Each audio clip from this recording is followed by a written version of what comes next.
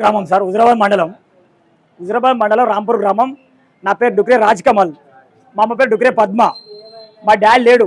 మా డాడీ ఎందుకు చనిపోయిందంటే ఇదే భూమి పంచాల వల్ల, ఇదే ఈ దొంగ కథల వల్ల, లంచాలు తీసుకొని దొంగలిషన్ చేయడం వల్లనే మా డాడీ పిచ్చోడే చచ్చిపోయాడు. ఈ హుజరాబాద్ ఏ షాప్లో నాడు డుక్రే రాజేశ్వరరావు అంటే ఒకప్పుడు మంచి వ్యక్తి ఉండే. ఎందుకు పిచ్చిలేసింది, ఎందుకు చచ్చిపోయినరా అంటే అధికారులు అనేటోళ్ళు డబ్బుడు కమ్ముడు పోయి దొంగ రిజిస్ట్రేషన్లు చేసి కష్టపడి సంపాదించుకున్న ఆస్తులను మాకు కాకుండా చేసిరనే ఉద్దేశం కొద్ది మా పిచ్చిలేసి చచ్చిపోయాడు. మరి రాంపూర్కి వచ్చి ఎంక్వైరీ అయ్యి రాజేశ్వరరావు అటాచ్మెంట్ చెప్తాడు. ఇవాళ ఎంఆర్ ఆఫీస్ పోయినా మేము అమ్మ మేము దొంగ రిజిస్ట్రేషన్లు ఏ గురి సార్, పలానా భూములు కోట్లలో వేస్తాయి మా రాంపూర్ సంబంధించిన భూములు హుజరాబాద్ శివారది, దొంగ రిజిస్ట్రేషన్లు ఏ గురి మీ కాలు ముక్తం బాంచాలని చెప్పి చెప్తింటారని చెప్పి మేము లాయర్ల నుంచి నోటీసులు ఇచ్చినాం. దొంగ రిజిస్ట్రేషన్లు ఏ గురి ఎలాంటి వాళ్ళకు బడాబాబులకు లంచలు ఇచ్చేళ్లకు దొంగ రిజిస్ట్రేషన్లు ఏ కానీ మేము లాయర్ నోటీసులు ఇచ్చినాం. కోర్టులో కేసు వేసినాం. ఒరిజినల్ పట్టదారు పాస్బుక్ నా దగ్గర ఉన్నది. అవన్నీ ఉండగా కూడా, ఈ నోటీసులు ఉండగా కూడా ఎంఆర్ఓ అనే వ్యక్తి ఒక పలానా వ్యక్తి చలన తీసుకొని రిజిస్ట్రేషన్కి సిద్ధమైతే, సార్ ఆయనకి ఎట్లా చేస్తారు మీరు, రిజిస్ట్రేషన్ చేయకూడదు, ఒరిజినల్ పట్టదారు పాస్బుక్ మా దగ్గర మేము చెప్తే పట్టా పాస్బుక్ ఏమవుతారా బాయ్, పట్టా పాస్బుక్ రిజిస్ట్రేషన్ ఆపుతుందా, పట్టా పాస్బుక్ ఉన్నా లేకుండా రిజిస్ట్రేషన్ చేస్తా అంటాడు. ఈయన తినడం అని చెప్పి ఆర్డీఓ గారికి ఫోన్ చేసిన పొద్దున మీకు ఖాళీ చూపెడతా. ఆర్డీఓ గారికి ఫోన్ చేసి, మేడం మీ ఎంఆర్ఓ గారు ఒరిజినల్ పట్టా పాస్బుక్ లేకుండా కూడా రిజిస్ట్రేషన్ చేస్తా అంటాడు. ఇది ఎంతవరకు ఉన్నాయా మేడం, అది ఎట్లా చేస్తాడు, మేము లీగల్ నోటీసులు పని చేయా, మా లాయర్స్ లీగల్ నోటీసులు పని చేయి, కోర్టుల కేసు పని చేయదా, ఆ ఒరిజినల్స్ పని చేయా, ఇవన్నీ పని చేయకపోతే మరి ఆయనకి రిజిస్ట్రేషన్కి ఏం పని చేస్తుంది అంటే, జక్క నరేందర్ హుజరాబాద్ ఎంఆర్ఓ జక్క నరేందర్కి ఏం పని చేస్తుంది అంటే ఏ ప్రూఫ్స్ పని చేయట, ఓన్లీ డబ్బులే పని చేస్తాయట. ఆయన డబ్బులు కావాలి, ఆయనకు 10 లక్షలు కావాలి, 10 లక్షలు వాడు ఇస్తాడు, వాడు ఎత్తాడా ఏ ప్రూఫ్స్ లేకుండా కూడా, నువ్వు ఒక 15 లక్షలు నీకు ఎత్తా, ఇంకోటి 20 లక్షలు ఇస్తాడు వాడికి ఎత్తా. ఏంటి మరి మరి రక్తం అమ్ముకొని అన్న, మా కిడ్నీలు అమ్ముకొని అన్న, లేకపోతే రిజిస్ట్రేషన్ కోసం అనే కాలకాలం పెట్టన్నా. మేము పోయి ఇవాళ వాడు రిజిస్ట్రేషన్ కస్తా అంటే చేయకని చెప్పి మేము ఆర్డీఓ చెప్తే ఆర్డీఓ ఏమంటది, నువ్వు ఏంటంటే అక్కడనే చూసుకోమంటది. మరి మీరెందుకు కూడా మేడం, మీరు చెప్పాలనే అన్న, చెప్తా అన్నది. చెప్తాడే చెప్పినా మేడం ఆయనకి ఇచ్చే 10 లక్షల మీకేమైనా 5 లక్షలు ఇస్తా అన్నా, మీకన్నా 7 లక్షలు ఇస్తా అన్నా, మీకేంత ముట్టే మేడం, మరి మీరు ఎందుకు చిలనం లేదు, మీరు ఎందుకు రియాక్ట్ అవుతలేరు అన్నా అంటే మాట్లాడుతా అంటే మాట్లాడేది. ఇదంతా కథ బాగలే అని చెప్పి నేను మా కలెక్టర్ సిసి గారు ఉంటారు రాకేష్ సార్ అని, రాకేష్ సార్కి ఫోన్ చేసిన నేను, sir Huzurabad MRO and Huzurabad RDO ఒక దందా చేస్తున్నారు సార్, ఇక్కడ పైసలు తీసుకొని 10 లక్షలు 15 లక్షలు 20 లక్షలు తీసుకొని పట్టా పాస్బుక్ లేకున్నా, ఆధార్ కార్డు పాన్ కార్డు లేకున్నా, ఆ పట్టా పాస్బుక్ బ్యాంకులో కుదవడ్డా, వేరే వ్యక్తుల దగ్గర కుదవడ్డా కూడా సంబంధం లేకుండా పైసలు బట్టి రిజిస్ట్రేషన్ చేద్దామని ఫిక్స్ అయ్యారు సార్. పాస్బుక్ లేకుండా రిజిస్ట్రేషన్ చేస్తారు సార్, దాన్ని మీరు అడ్డుకోవాలి సార్ అని అన్న. అంటే నేను ఆర్డీఓ గారు కాల్ చేస్తా అన్నాడు.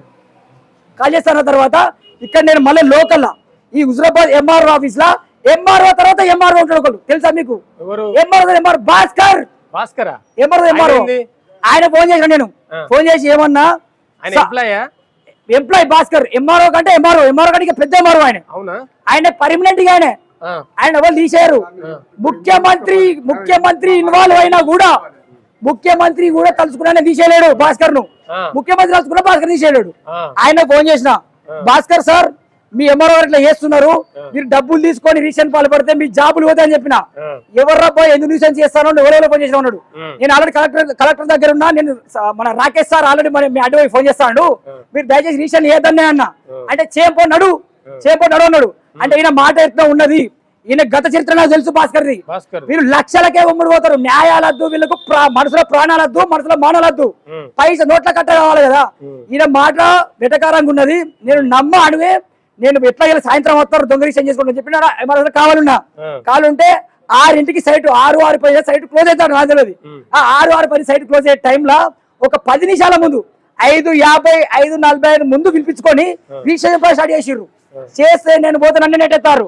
మా అమ్మ వచ్చింది, సార్ నా కొడుకు ఒక్కడు, ఎందుకు సార్ ఇట్లా మేము అడ్డుకున్నాం, మేము నోటీసులు ఇచ్చినాం, మీకు చెప్పినాం, మీరు దొంగ రిజిస్ట్రేషన్ ఎట్లా చేస్తారంటే, నువ్వు ఎవరు అడ్డుకునేందుకు నీకేం అవసరం, నేను బరాబరి చేస్తా, ఎక్కడ చెప్పుకోపో అంటాడు.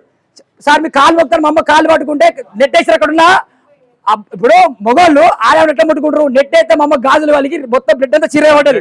మీరు ఫోటోలు తీసుకోర్రి, మొత్తం చీర మొత్తం రక్తం చెల్లింది. చిల్లాక ఎంఆర్ఓ కాళ్ళు మొక్కినా నాకు రక్తం వచ్చినా కనికరించాడని చెప్పి మా అమ్మ ఎంత ప్రయత్నించడం, నేను వీడియో తీస్తానా, నేను వీడియో తీస్తా, ఫోన్ గుంజుకొని బయట వారేసిర్రు. గుంజుకొని బయట చెప్పనా బ్లాక్ మెయిల్ చేస్తాను, అబ్బాయి నువ్వు రిపోర్టర్ వా చెప్పు, నువ్వు రిపోర్టర్ వా చెప్పు, ఏం చెప్తావు, చలో ఇప్పుడే నీ పోలీసులు తొక్కితా, పోలీసులే తొక్కితాడు వాళ్ళను, పోలీసులు తొక్కితే పోలీసులో ఫోన్ చేయంటారు.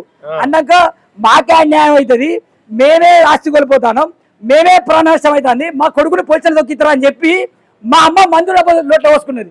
పోసుకుంటే అక్కడ 10 మంది లోపల ఉన్నారు. నా దగ్గర చిన్న బయట ఉన్నది, ఎంఆర్ఓ పక్కన మా అమ్మ మాట్లాడే చిన్న బయట ఉన్నది. అక్కడ 10 మంది ఉన్నారు కానీ ఎవరు మంది అవుతాడు ఆపుతలేరు. మా అమ్మకు నీళ్ళు ఇస్తలేరు, అంబులెన్స్ ఫోన్ చేస్తలేరు. అంబులెన్స్ కు నేను ఫోన్ చేసుకున్నా, మా అమ్మకు ఫోన్ చేసి ఎంఆర్ఓ కూడా చెప్పిన, అరే ఎంఆర్ఓ జక్క నరేందర్ మా అమ్మ చచ్చిపోయినా, మా అమ్మకి ఏమైనా ఇదే మనసులో పొంద పెడతా, ఇదేమో ఒకవేళ రేపు నువ్వు ట్రాన్స్ఫర్ అయిపోయినావు అనుకో, భయపడి ఉత్సవోసుకొని నీళ్లు దొరకవు, నీ ఇంటి ముంగట మా అమ్మకి పొంద పెడతా, బరాబర్ పొంద పెడతా. నేను వాళ్ళ ఎంఆర్ఓ ఉల్లెక్కను అక్కడ పొంద పెడతా, బరాబర్ పొంద పెడతా చెప్పిన. వాళ్ళు నన్ను తిడతారు, ఏం చేస్తారు అది అని చెప్పి తిట్టుకుంటా, బ్లాక్ మెయిల్ చేసుకుంటా. ఎప్పుడు ఇవ్వకపో ఏం కాయిపో, ఇలా 100 మంది చూసినా ఆ మందు డబ్బు వాటి బెదిరిస్తే మేము రిషన్ ఆపుతామా అంటే మా అమ్మ చచ్చిపోయినా కూడా రిషన్ ఆపడం వాళ్ళు ఎట్లా ఆపారు మరి? ఏంటి కథ? ఇవాళ ఈ ఎంఆర్ఓ ఉన్నాడు, రేపు ఇంకో ఎంఆర్ఓ అవుతాడు.